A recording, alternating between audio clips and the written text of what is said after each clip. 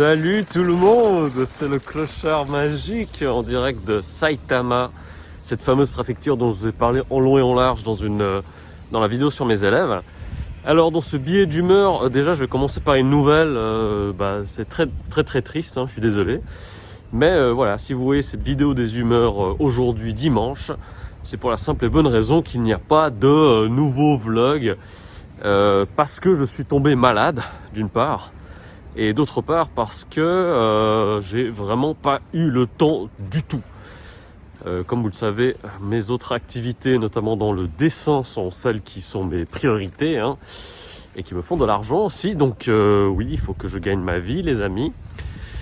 Et voilà, donc j'ai vraiment pas eu le temps de m'y atteler. Et j'ai rencontré énormément de gens, d'amis, etc. Donc voilà. Ceci expliquant cela, donc désolé, la vidéo arrivera la semaine prochaine. Et d'ailleurs, j'en profite pour vous dire quel sera le sujet. Le sujet parlera de pourquoi est-ce que les Japonais sont mauvais en anglais. Voilà. Et je suis bien placé pour le savoir. Alors là, je sors de mon tout dernier meeting des professeurs principaux de ma compagnie. Parce que ma compagnie a beaucoup d'établissements répartis dans la préfecture de Saitama, mais également Chiba et un petit peu Tokyo. Et voilà, vu que j'ai posé ma démission il y a déjà quelques semaines de cela, c'était mon tout dernier meeting avec cette bande d'idiots. Alors non, pas tout le monde, parce qu'il y a beaucoup de mes collègues, c'est des potes, je les aime beaucoup. Mais voilà, c'est vraiment des meetings qui ne servent à rien, hormis nous faire perdre du temps. Voilà, cette fameuse culture du meeting qu'il y a dans ce pays qui est assez incroyable. Mais si je me filme en ce moment, c'est surtout pour vous faire part d'une bonne nouvelle que je n'avais pas partagée quand ça arrivait. Donc ça fait environ maintenant 3 semaines. Ouais, ça fait 3 semaines maintenant. J'ai vendu mon premier NFT. Alors j'en ai pas parlé parce que je sais pas en fait, parce que je suis teubé. Mais voilà, c'était plutôt une vente, on va dire, symbolique plus que rentable, dans le sens où une personne a fait une offre pour l'une de mes créations. C'est donc une édition d'un dessin de 3 copies. Et le prix de base était je crois de $600 si je me rappelle bien. Et j'ai reçu une offre pour l'une de ces éditions à hauteur de $150. Donc moi je me suis dit c'est pas du tout le prix demandé de base, mais symboliquement je me suis dit que j'allais accepter l'offre. Et ce que j'ai appris, c'est que en fait sur le site où je fais mes ventes, qui s'appelle OpenSea,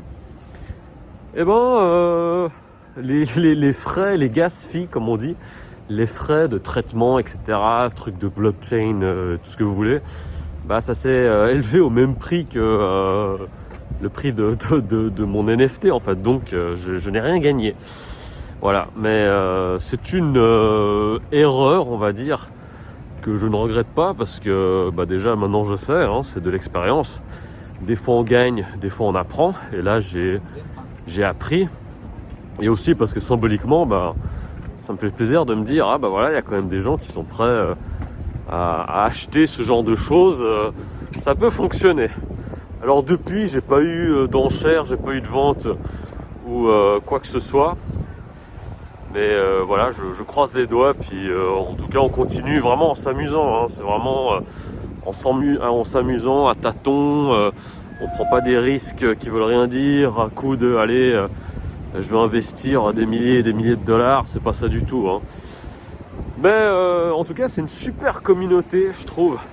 Les gens sont super solidaires. J'ai pu découvrir des artistes super intéressants, notamment sur Twitter. C'est vraiment la plateforme. Et d'ailleurs, pour celles et ceux qui sont intéressés par les NFT, qui veulent regarder des vidéos qui sont très simples à comprendre, qui sont très sympathiques, je vous invite vraiment à aller checker la chaîne de Geoffrey Humbert. Je vais mettre le lien dans la description de la vidéo, donc allez checker ça. Et voilà, c'est pour les personnes qui sont curieuses et qui veulent en savoir un petit peu plus. Autrement, là je me rends dans mon école dont je suis le principal. Et c'est une longue journée aujourd'hui parce que déjà Omiya c'est loin de chez moi. C'est là je veux dire de porte à porte entre chez moi puis venir ici parce que c'est à ce niveau là que se trouve le, le quartier général ou l'un des quartiers généraux de ma compagnie. De porte à porte ça met peut-être 1h10 environ. Donc voilà c'est normal hein, les grandes distances. Mais le ridicule de la situation c'est que normalement ce sont les gens de Saitama qui vont à Tokyo et non pas les gens de Tokyo qui vont à Saitama. Donc je fais le chemin inverse parce que je suis un idiot. Alors là on est dans un Shotengai qui est donc une galerie marchande qui est très sympa. Vraiment il y a des petits restos qui sont super cool, il y a des petits bars, là un petit resto chinois qu'on entend. Et voilà, enfin Omiya c'est un peu de la... Ouais, c'est de la merde. C'est de la merde, mais il y a quand même des endroits avec des commerces qui sont sympatoches.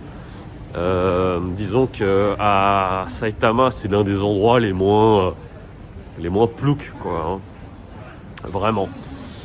Et voilà, je me rends gentiment à pied à la gare afin d'aller rejoindre mon autre établissement qui se trouve, je pense, à environ allez, une demi-heure, 35 minutes d'ici environ. Mais je vais en profiter pour traîner, hein, vous inquiétez pas, hein, je suis pas con. Là par exemple le meeting des profs principaux, j'ai dit ouais tout, faut que je parte avant pour aller préparer mes cours. Mon cul ouais, c'est juste pour me tirer une demi-heure avant puis me tourner les pouces. Donc là Xavier Aki, hein, n'est pas le clochard magique qui veut. Mais voilà, c'était juste pour vous dire ça. Encore mille excuses, je vous ferai une autre vidéo bientôt. Les humeurs du clochard magique qui sera un petit peu plus construite. Pour vous parler de choses et d'autres, mais en tout cas pour le moment, je vous retrouve plus tard. Ouais, salut les amis, c'est le clochard magique. Je suis désolé, là on est dimanche maintenant. La vidéo, je vais commencer à la filmer vendredi. J'ai pas pu la finir parce que j'étais trop occupé. C'est bête, hein, mais en fait toutes les vidéos des humeurs des clochards magiques, je les fais vraiment quand je dois aller quelque part. Hein. C'est pas genre je me dis allez là, je me prends 30 minutes, je vais me balader. Je n'ai pas le temps de me promener. Le temps, c'est quelque chose de vraiment très précieux. Et c'est vraiment quelque chose que dans ma compagnie et dans beaucoup de compagnies japonaises, ils aiment perdre leur temps. Il y a une culture de la perte du temps, hein, c'est quand même assez dingue. D'ailleurs, je vais en profiter pour revenir sur certains aspects du meeting que j'ai eu vendredi. Et c'était assez drôle de voir autant de mes collègues profs principaux, mais tellement énervés en fait. Parce que maintenant, il y a des nouvelles règles dans la compagnie où, en fait, on est obligé de rester plus tard au travail. Donc déjà, on est obligé de commencer 1 heure plus tôt et on est obligé de terminer plus tard. Mais moi, je m'en bats les couilles. Je fais ce qu'on appelle le Gaijin Smash. C'est genre, ouais, bon, vous faites ce que vous voulez, le staff japonais. Moi, je me casse. Mais c'est quand même assez choquant qu'en effet, bon, vu que c'est le Moyen-Âge dans ma compagnie, on utilise des cartes pour pointer. Voilà, vraiment, c'est les années 60. Hein, et le truc qui est assez rigolo, c'est que normalement, on doit que pointer à 13h et pointer à 22h pour dire, voilà, on a terminé. Et en fait, il y a l'une de mes collègues qui parlait du fait que dans son école, eh ben, la manageuse, donc japonaise, hein, parce que tous les managers des établissements sont japonais, elle avait dit que voilà, c'est plus sain pour tout le monde, pour pouvoir se reposer. Putain, j'ai un beau bouton là. C'est plus simple pour tout le monde pour se reposer quand il est 22h01, tout le monde clock out et tout le monde se barre. Et en fait, ils ont reçu un appel de la part des executives qui sont 3 gros fils de pute. Franchement, je pense qu'un de ces 4, il y a quelqu'un qui va leur tomber dessus. C'est pas possible parce que eux, c'est vraiment mais vous voyez les 3 lettres FDP, bah chaque lettre c'est pour l'un d'eux quoi. C'est vraiment des gros fils de pute. Et j'aime pas être vulgaire, hein, mais pour ces gens-là, il n'y a pas d'autre mot en fait. Et ben ils ont appelé pour leur dire ouais non, vous avez pas le droit de partir du travail aussitôt, vous devez partir plus tard. Mec, paye-les plus, paye-nous plus. C'est des heures sup si on reste plus longtemps. Enfin bref, vous inquiétez pas, je vais vraiment préparer une vidéo, mais franchement, non, des vidéos où je vais parler de ma compagnie, je vais parler de mes collègues, parce que mes collègues, j'ai des cas sociaux incroyables. J'ai un de mes collègues, je l'adore, hein, mais lui, c'est le roi des cafards. Oh, pardon. Allez, je vous fais bisous. Là, il y a ma bouffe qui arrive. Voilà, j'ai une méga gueule de bois. Et je vous embrasse. Ciao.